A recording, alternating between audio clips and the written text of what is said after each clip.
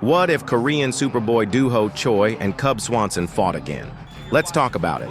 In 2016, at UFC 206, Doo-ho Choi and Cub Swanson gave us one of the greatest featherweight fights in UFC history.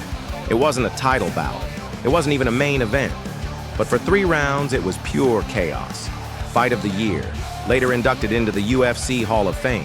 That fight wasn't just wild. It was technical, brutal, and emotionally exhausting for the fighters and the fans. Swanson was the veteran. Choi was the newcomer.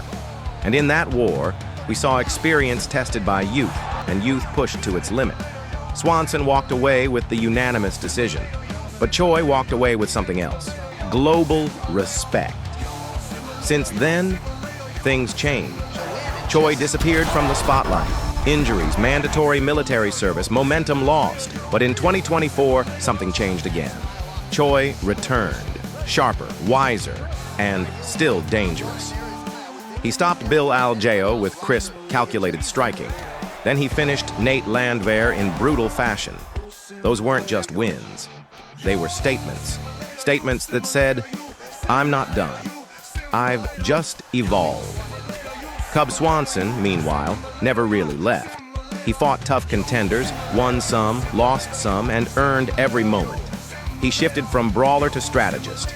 Less volume, more efficiency, still durable, still game, but not quite the same. And now, in the twilight of his career, Swanson brings something very specific: craft.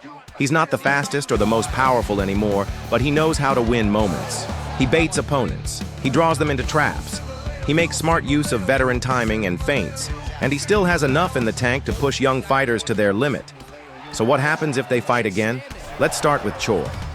He's always had sharp hands, fast, compact. His timing is underrated, but what he lacked in 2016 was adaptability. When Swanson pushed him into deep water, Choi didn't have another gear. Now, he does. Today's Choi moves better. He paces himself. He picks his shots, and he doesn't panic under fire.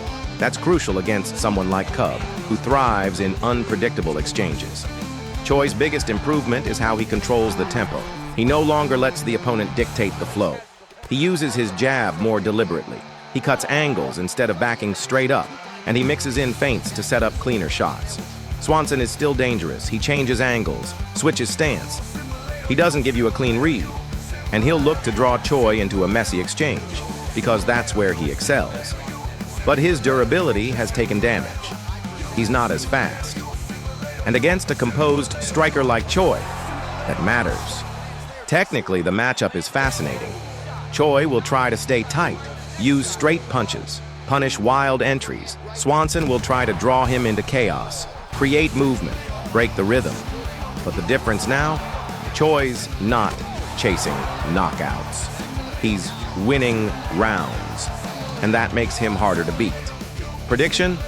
Choi by unanimous decision. What do you think? Would Choi finally get revenge? Or would Cub's experience write the final chapter again? Let us know in the comments. This is UF Simulator.